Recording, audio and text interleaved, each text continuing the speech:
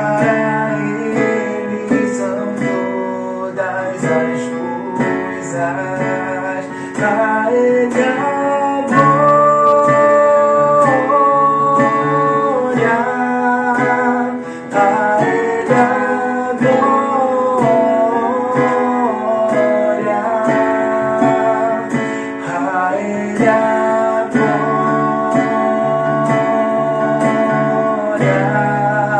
pra sempre, amém.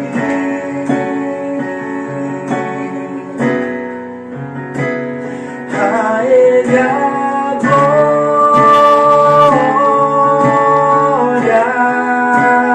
a Ele a glória, a Ele a glória, pra sempre, amém. Com profundas riquezas, o saber e o conhecer de Deus.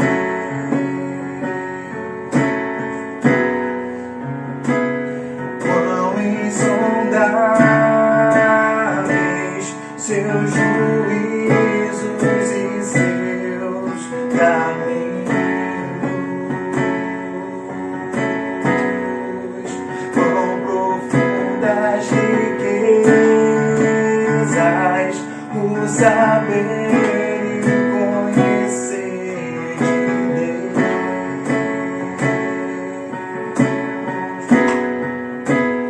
Quão insondáveis seus juízos e seus caminhos, a Ele a glória,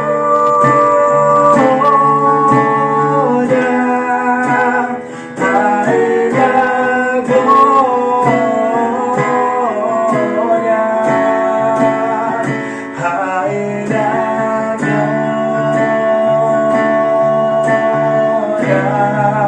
pra sempre, amém.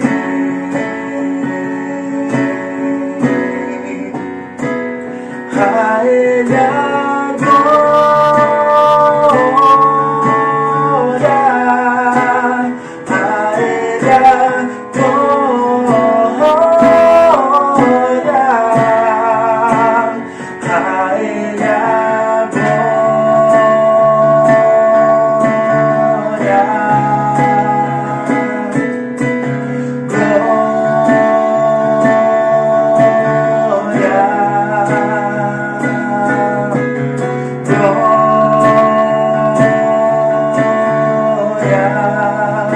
pra sempre, amém.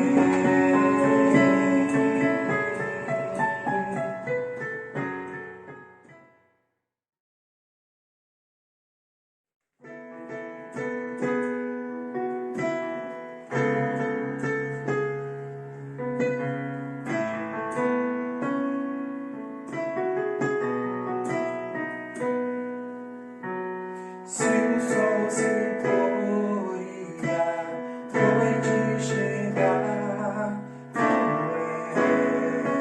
és quem me guia. Se a tempestade me alcançar, tu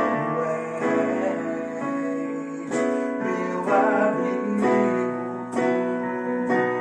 Se o mar me submergir, a tua mão me traz à tona pra respirar, me faz andar sobre as águas.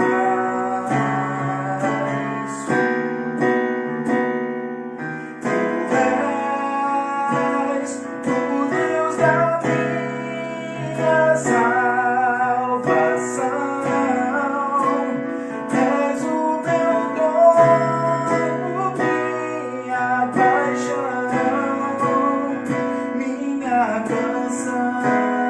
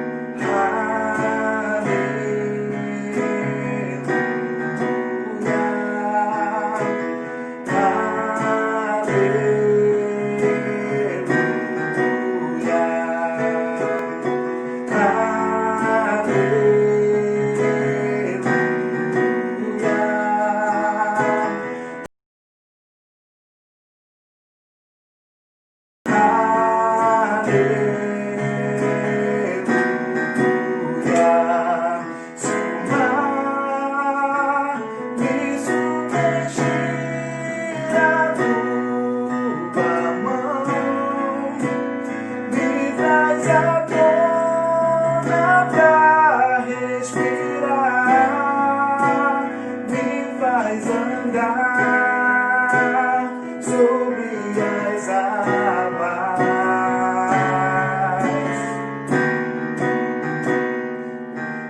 Tu és o Deus da minha salvação.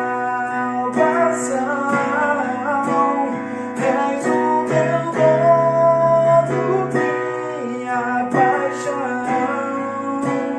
minha canção e o meu louvor.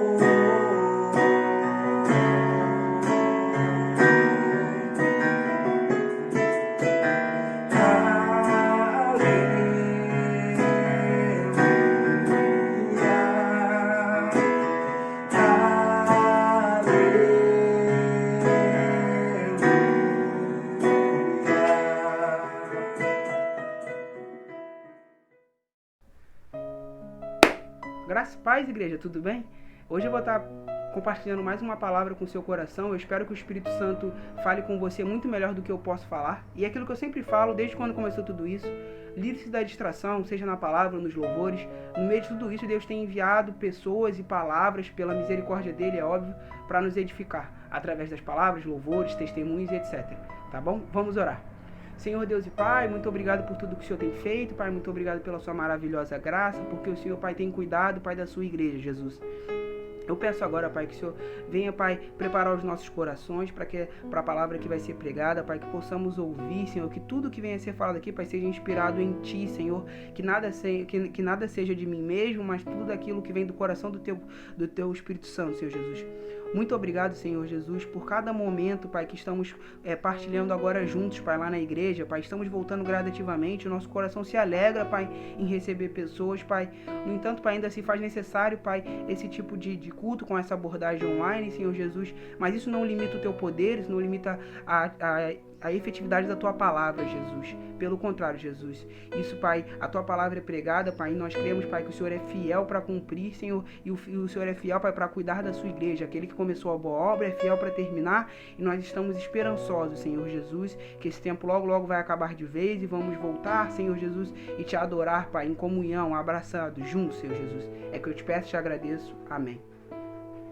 Não vou demorar, prometo. Gostaria que você abrisse sua Bíblia no livro de Números, capítulo 11, versículo 4, que diz assim: um bando de estrangeiros que havia no meio deles encheu-se de gula, e até os próprios israelitas tornaram a queixar e diziam: ah, se tivéssemos a carne para comer! Nós nos lembramos dos peixes que comíamos de graça no Egito e também dos pepinos, das melancias, dos alhos porós, das cebolas e dos alhos. Mas agora perdemos o apetite. Nunca vemos nada senão este maná. A Bíblia ela é completa em tudo. Ela nos dá um norte para tudo, para qualquer assunto. A Bíblia ela é um norte de decisão. Mas o Velho Testamento ele sempre despertou muito minha curiosidade, historicamente falando. Vejamos que aqui a gente está falando de um período onde a manifestação de Deus era para pouquíssimas pessoas. Óbvio que graças a Deus, depois disso, lá no Novo Testamento, Jesus vem e aí a gente começa a conhecer mais sobre o Pai, e depois disso ainda assim o Espírito Santo vem, ou seja, a gente começa a ter uma revelação mais frequente e com uma quantidade maior de pessoas tendo a oportunidade de se relacionar com Deus que não havia no Velho Testamento. E aqui acontece algo que a gente precisa contextualizar primeiro para entendermos. A primeira coisa que a gente precisa entender é que o povo sai do Egito e eles partem na jornada de ir para a Terra Prometida. Os irmãos já bem sabem, com Moisés e etc. Só que a gente precisa pontuar que quando Deus tira eles do Egito, Deus não deixa eles desamparados. Deus não deixa eles contando com a própria sorte. A Bíblia vai dizer lá em Êxodo 12:36, vou abrir aqui,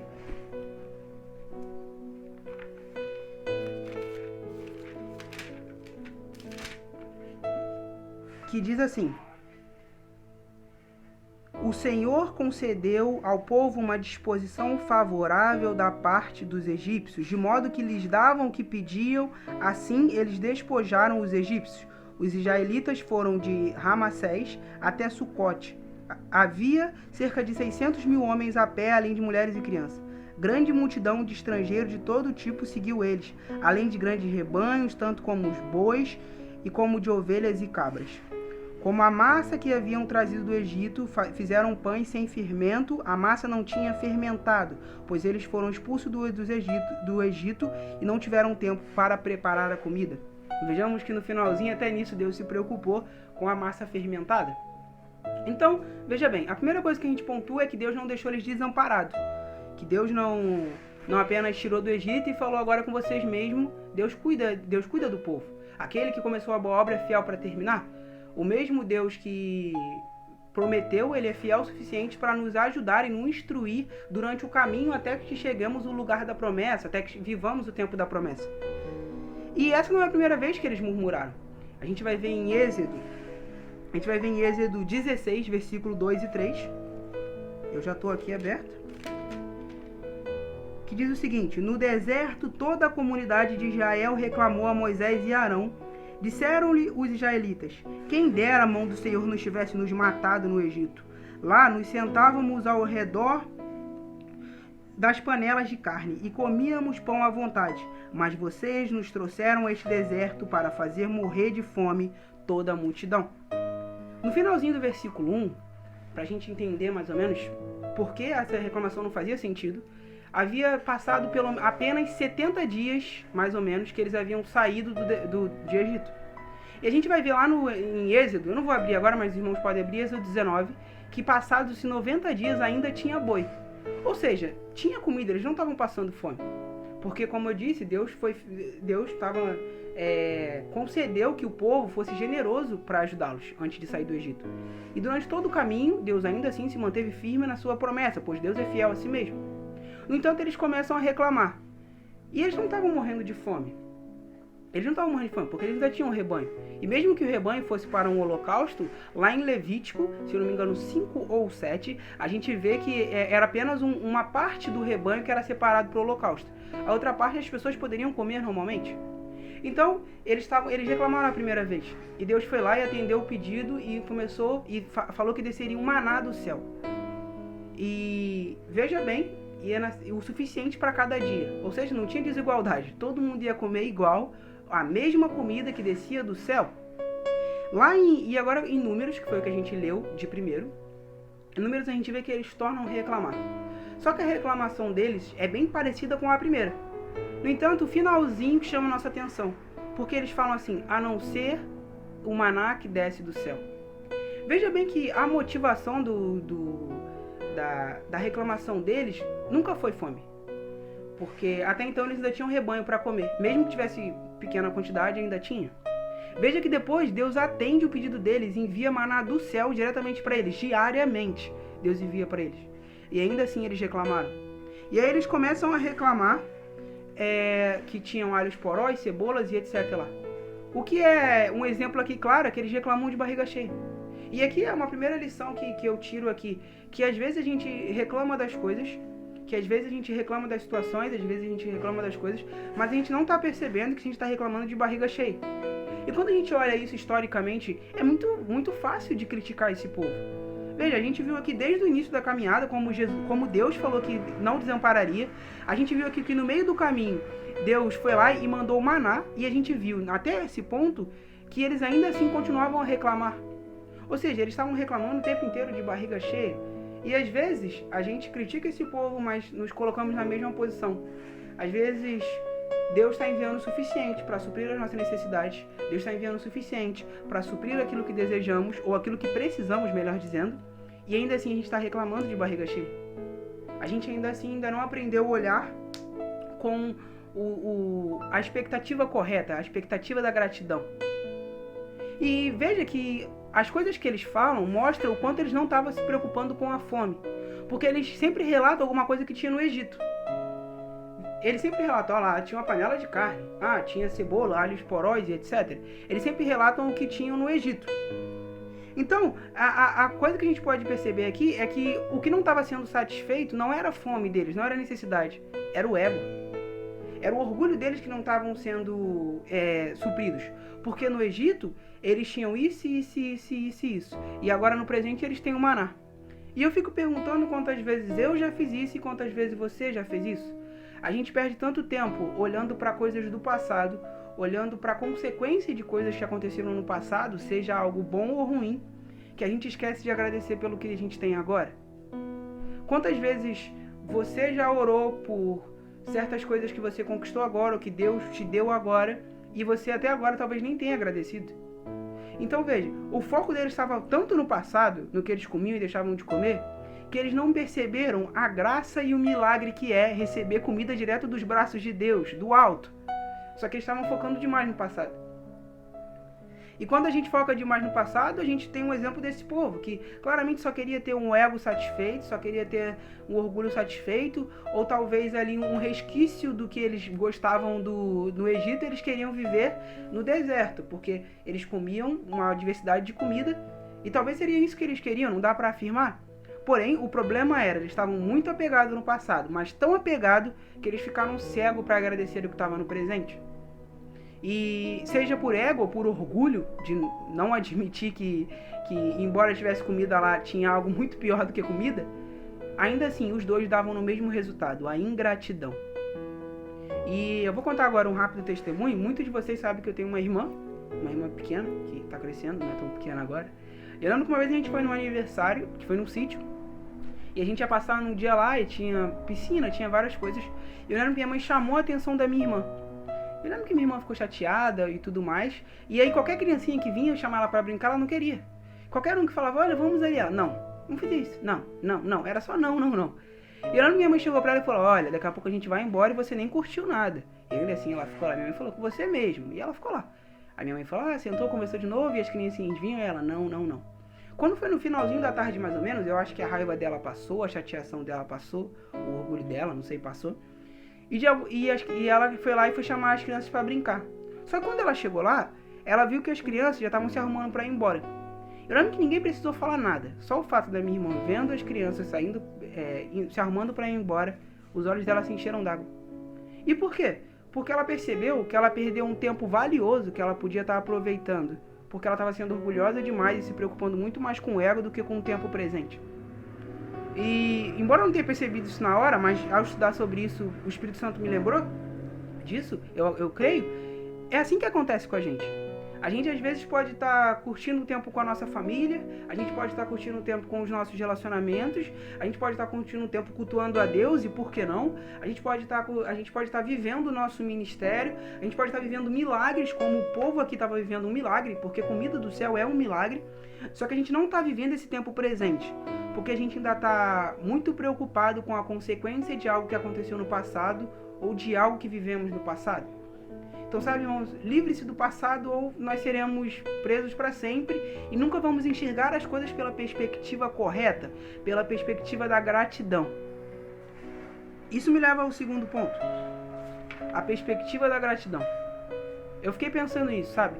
A gente só sabe qual é a perspectiva correta que alguém tem sobre alguma coisa conforme conhecemos essas pessoas. Por exemplo, eu sei do que minha mãe não gosta, porque eu fui crescendo e fui sabendo do que ela não gosta. Eu não nasci com esse senso de, olha, eu sei que ela não gosta disso. Você sabe o que o seu marido não gosta por causa do tempo. Você sabe o que sua esposa não gosta por causa do tempo. Ou seja, o tempo de relacionamento, conforme o relacionamento vai amadurecendo, você vai entendendo mais sobre a perspectiva que a sua parceira, o seu familiar, o seu amigo, que seja, ele tem sobre algo. Então, como nós vamos ter um coração alegre em Cristo, como nós vamos ter um coração grato a Cristo, se a gente não enxerga as coisas pela perspectiva de Cristo? E a gente só consegue enxergar as coisas pela perspectiva de Cristo a partir do momento que a gente prosseguir em conhecer a Cristo. Se eu não me preocupo em gastar tempo com Deus diariamente, se eu não me preocupo em gastar tempo com a palavra, se eu não me preocupo em gastar tempo em conhecer os princípios, em conhecer o que Jesus tem para mim, porque eu creio que existem promessas que são para um povo e existem promessas que são individualmente para cada um. Então, se eu não gastar tempo com Jesus para aprender mais sobre Ele, eu nunca vou conseguir enxergar as coisas pela mesma perspectiva de Jesus.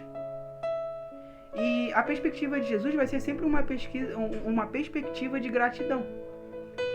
E a gratidão, ela revela algo que está no coração. Sabe, quando eu sou grato, eu sou alegre porque algo aconteceu. Mas quando eu sou ingrato, revela também uma motivação do meu coração. Então, aquele povo, ele não estava ingrato. A motivação da reclamação daquele povo não era fome, era só um disfarce.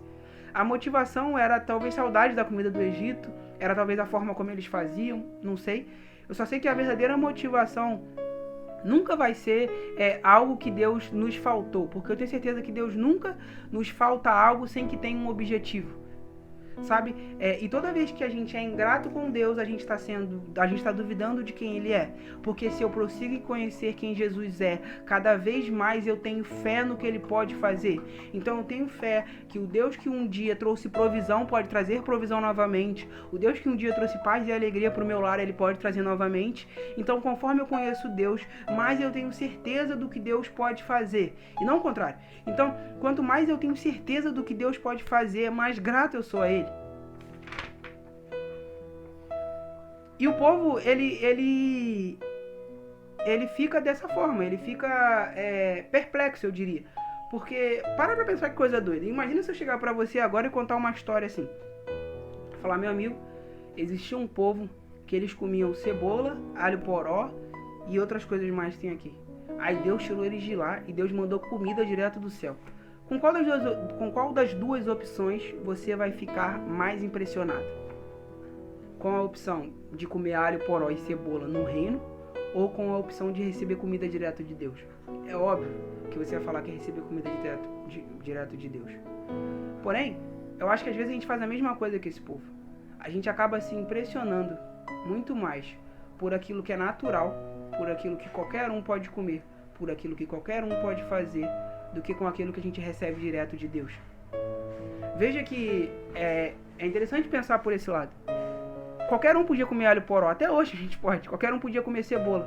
Mas eu não vi na história, de uma maneira geral, outros povos que foram alimentados do mesmo jeito que Deus alimentou aquele povo.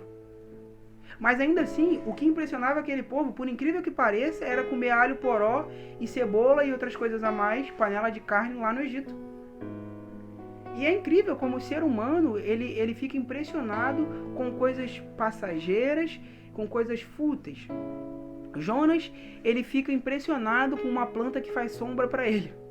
Esse povo fica impressionado porque comia cebola e outras coisas a mais no reino. E veja como essa é sempre a estratégia do diabo. Quando o diabo vai tentar Jesus, o que ele oferece a Jesus? Ele oferece o que é natural. Que qualquer um, dentro de medidas possíveis, é óbvio, pode ter. Ele oferece pão e qualquer um pode comer pão. Ou qualquer um pode fazer pão, só não pode transformar a pedra em pão como o diabo queria. Ele oferece reinos e etc. Mas qualquer um, dentro de limitações financeiras, etc., é óbvio, mas qualquer um pode ser rei. Ele oferece coisas que outros seres humanos já tinham alcançado. Ou mesmo que não tinha, algum ser humano podia alcançar. Só que o que o diabo queria chamar a atenção de Jesus não era naquilo que realmente ele estava tentando Jesus, mas era o processo. O que o diabo tentou Jesus foi o seguinte, ó, faz agora essa pedra virar pão. Ou faz agora, ou você aceita agora a minha proposta, eu te dou todos os reinos. Ou seja, o que o diabo estava falando para Jesus é o seguinte, o processo, eu vou acelerar o processo. Você falou sim para mim agora, você já vai ter isso tudo. Era o que o diabo estava falando para Jesus. Sabe? E às vezes, a gente acaba sendo tentado pela facilidade nos processos. E a gente acaba escolhendo reinos, a gente acaba escolhendo coisas passageiras, coisas terrenas e trocando aquilo que vem do céu, aquilo que é eterno, por algo que qualquer um pode achar, qualquer um pode encontrar. Então, a gente precisa primeiro entender isso, de sempre ser grato. E segundo, entender que nós somos gratos porque o que Deus nos deu, a terra não pode nos dar. Porque não importa quanto de dinheiro você consiga ganhar aqui, não importa qual carro que você conquiste, qual é a casa que você conquiste, nada há de se comparar com a glória que há de ser revelada. Ou seja, nada que o mundo possa me oferecer, nada do que eu possa conquistar aqui, nada não se compara com quem Jesus é, nada se compara em vê-lo face a face e encontrá-lo pessoalmente naquele grande dia. Ou seja, nada que o diabo vai te oferecer, nada, se compara com Jesus. E a minha pergunta é, por que tantas pessoas acabam trocando um pelo outro? é pela facilidade do processo. É pela facilidade no processo. É pela vida fácil, é pela vida mais confortável, é pela vida que traz mais comodismo. É por isso que somos tentados. Nós precisamos parar de nos impressionar mais com as coisas terrenas do que com as coisas de Deus. Tudo que é sobre Jesus, tudo que é sobre Deus, tudo que é sobre a palavra de Deus precisa me impressionar muito mais do que qualquer coisa terrena. Nenhum relacionamento aqui na terra, nenhum casamento aqui na terra há de se comparar com o relacionamento que eu posso ter com Jesus. Nenhuma intimidade que eu tenho aqui se compara com a intimidade que eu posso ter com Jesus. E por aí vai. Tudo que se trata de Jesus precisa empolgar meu coração muito mais, precisa alegrar o meu coração muito mais. E aí sim eu vou achar a gratidão necessária, não uma gratidão falsa, mas uma gratidão que gera frutos, uma gratidão que crê em uma verdade completa, que Jesus é o Salvador, que ele é o meu Pai, que Ele é tudo que eu preciso. Porque pensa comigo, pensa que nós somos filhos sem merecer o Pai que a gente tem. Nós somos um povo sem merecer o Rei que a gente tem. Lá em Efésios vai dizer que nós fomos encontrados no lamaçal do pecado. Nós fomos encontrados totalmente sujos e ainda assim Ele nos amou primeiro, é o que a Bíblia diz. A Bíblia diz que o amor dele nos constrange. O que falta pra gente ser grato? O que falta pra gente, pro nosso coração pular em gratidão e gratidão, entender que murmúrio nunca levou ninguém a lugar nenhum. Mas em compensação, gratidão e fé levaram grandes homens a fazer grandes feitos para a honra e glória de Deus.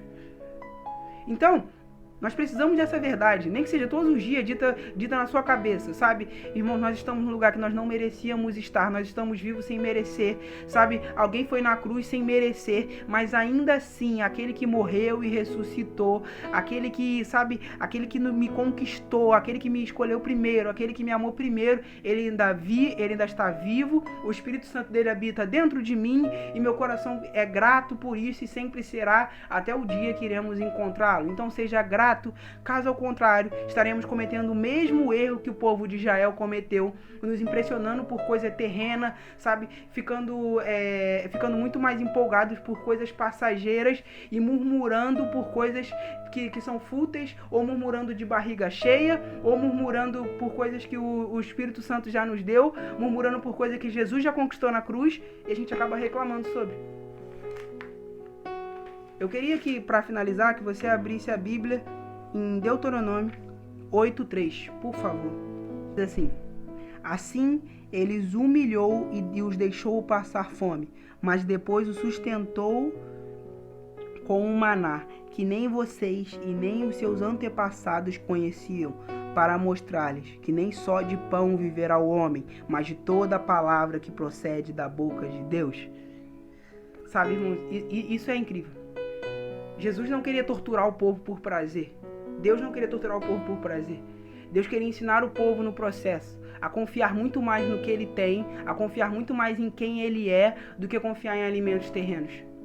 Porque o povo tinha expectativa demais em coisas terrenas e eles precisavam entender que a palavra de Deus, ela sim que é digna de toda confiança. E aqui ainda diz, eles comeram um maná que ninguém nunca comeu, só eles comeram.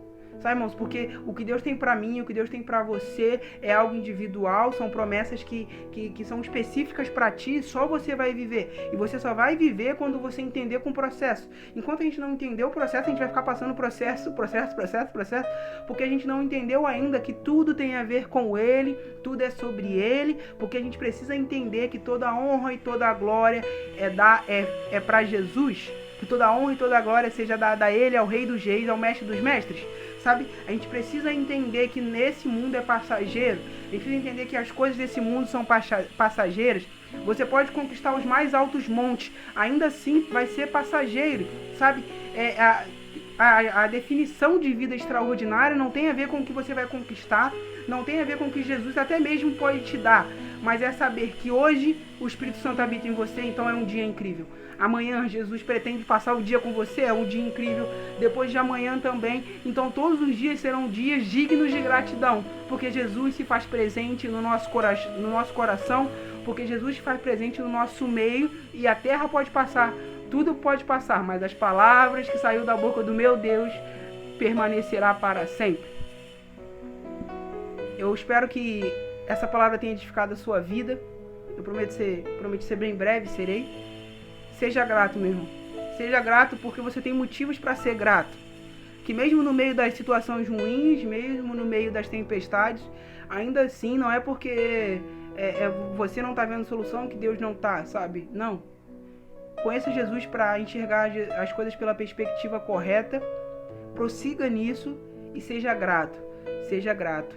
Porque Deus honra a gratidão. Porque gratidão gera fruto. Porque gratidão alimenta a nossa fé. E gratidão, acima de tudo, por quem Deus é. Amém? Que Deus abençoe a sua vida. Deus abençoe a sua família. Grande abraço. Fique em paz.